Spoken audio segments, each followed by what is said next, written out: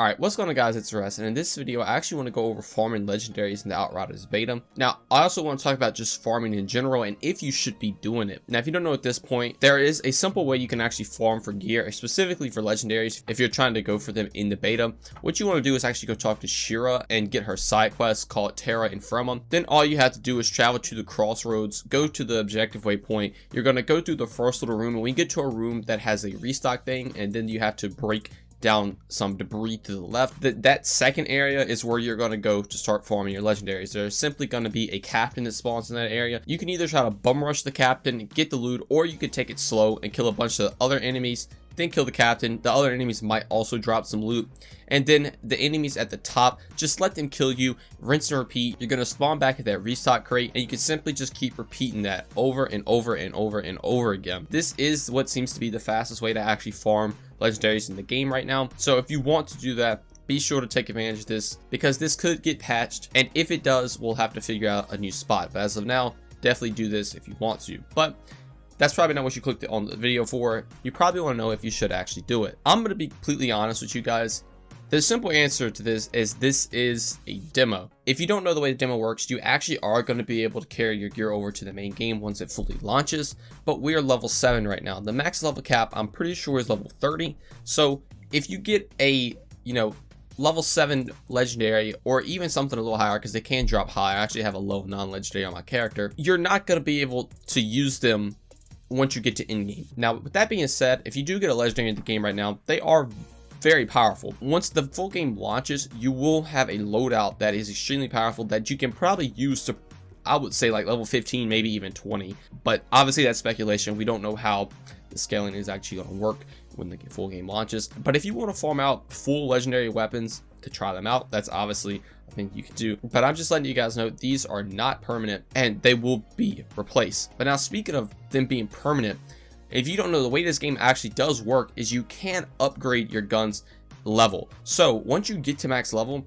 if you go out and farm this legendary right now, you can actually increase the level cap up to make it max level. Now, this is 100% probably going to cost a lot of materials. When the game launches, you're not going to have the materials to constantly upgrade this over and over again. We don't know exactly what the material cost is going to be, but with that being said, if you want to go out and try to farm a bunch of legendary weapons right now just to have them to be upgradable once you get super late into the game, you can already have these legendaries on hand and you won't have to farm them when the full game releases. But now, the argument to that is also, obviously, world tiers are going to increase your legendary drop rate. So once you get higher up in the world tiers, aka in-game, these legendaries are going to be dropping a lot more often, and the time it takes to farm these legendaries right now is insane. Me and one of my friends was farming for like 3 to 4 hours straight trying to get one drop. I only got one, and he literally got 0 drops the entire time of us doing it. Now, obviously, this is luck based. You could go in and literally get one every time if you're extremely lucky, but I'm just letting you guys know the chances of actually getting one to drop is extremely low. But if you do, obviously it's really cool, and I actually will play my reaction of me getting one right now. Alright, you dead. I'm about to die though. Oh my god, he actually dropped a legendary. Holy, I actually got one. I got one. I'm dead. I got it. I picked it up. Okay. Let's go. Let's go.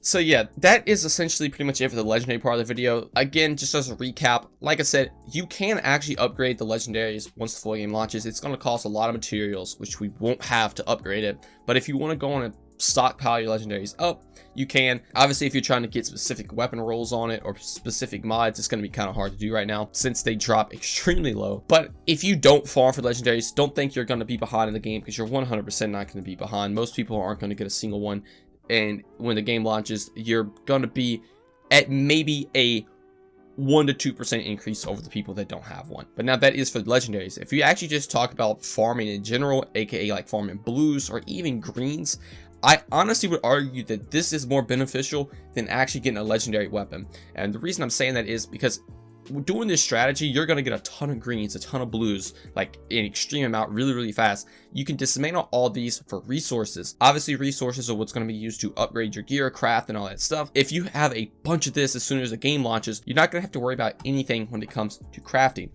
Most of the time when something launches, you see something you really want to make or something you want to upgrade, and you don't have the resources for it because you know, you couldn't farm for it before the game launched. But in this case, you actually can farm for a bunch of resources, and all of it's going to carry over to the main game. And on top of that, there is no modding in the game right now, but a bunch of these blues come with mods on them.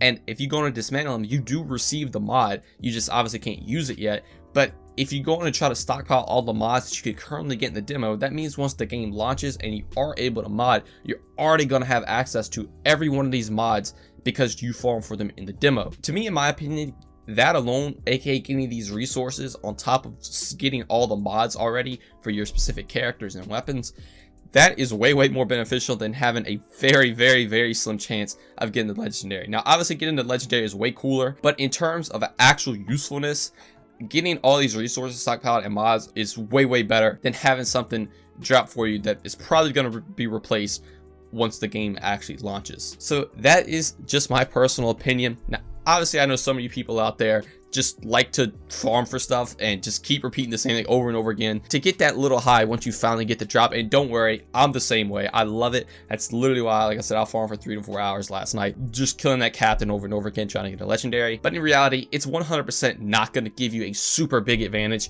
over somebody that doesn't do it. But I will say collecting resources and getting mods could arguably give you a better advantage when the game actually launches. But anyway, that's going to be all for me. I hope you guys enjoyed this video. If you did, consider subscribing and dropping a like. It's free, really helps me out, and I truly appreciate it. Also, if you want more Outriders content, be sure to go check my channel out. I've been posting a bunch of videos on this game, and I really think you guys will enjoy them.